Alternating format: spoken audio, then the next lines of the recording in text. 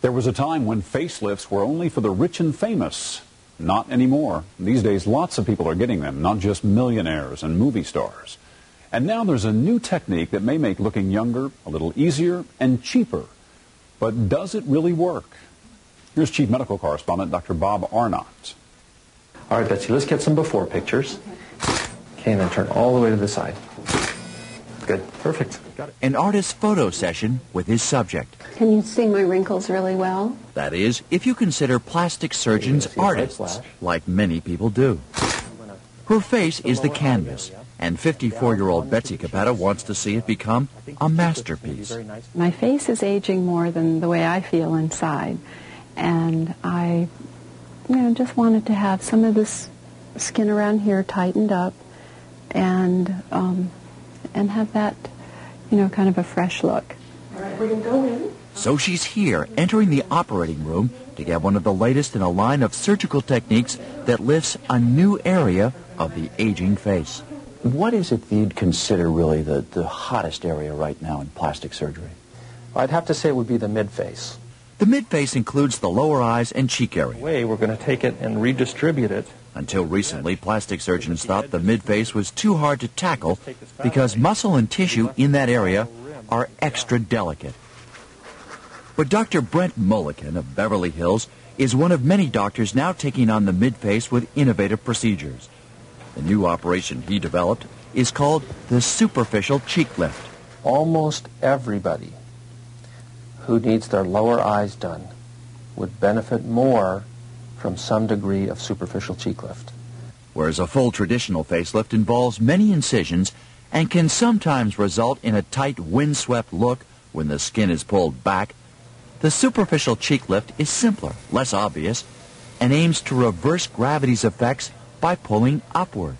Is this more of a vertical lift? It's a purely vertical lift because the cheek pad has fallen straight down and it collects on these smile lines. So by lifting directly vertically, we're able to decompress this fold and rejuvenate the area under the eyes. So how exactly is it done? An incision is made under the lower eyelid lashes. The doctor goes in just below the muscle, which is cut and tightened, and the cheek pad is then lifted. Permanent sutures anchor the muscle to strong tissue just beside the eye, and the excess skin is removed. No problems.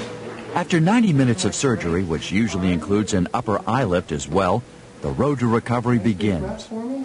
Betsy will have to keep ice-cold gauze on her eyes for 48 hours, relax, and do nothing for 4 days. How are you feeling?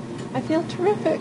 A full facelift takes 6 weeks to heal and costs $8,000 to $10,000, whereas the superficial cheek lift costs around $6,000, and patients are on their feet looking pretty good in just 4 days, almost completely recovered in 3 weeks.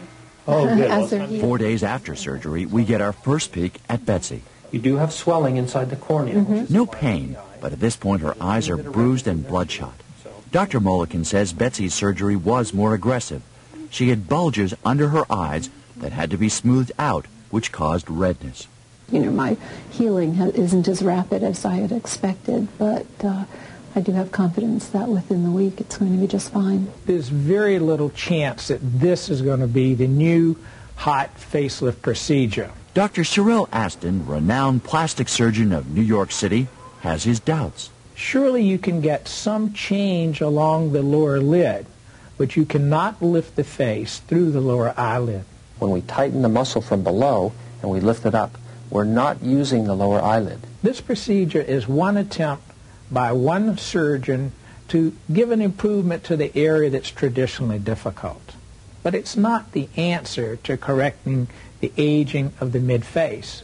Dr. Moelleken agrees. You need an expert surgeon to do this procedure successfully. Caution is necessary. The mid-face is a very tough area, and the doctor really has to have a lot of experience and confidence in the area underneath the eye before doing this, or you could have real problems. Betsy sees a big difference in her mid-face area compared with the sagging, tired look she felt she had before.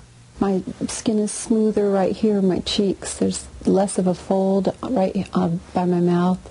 And what it's done is it's just kind of made this whole area very smooth and a little bit less on the eyes. If you are considering cosmetic surgery, you can learn more on our website. Just log on to dateline.msnbc.com.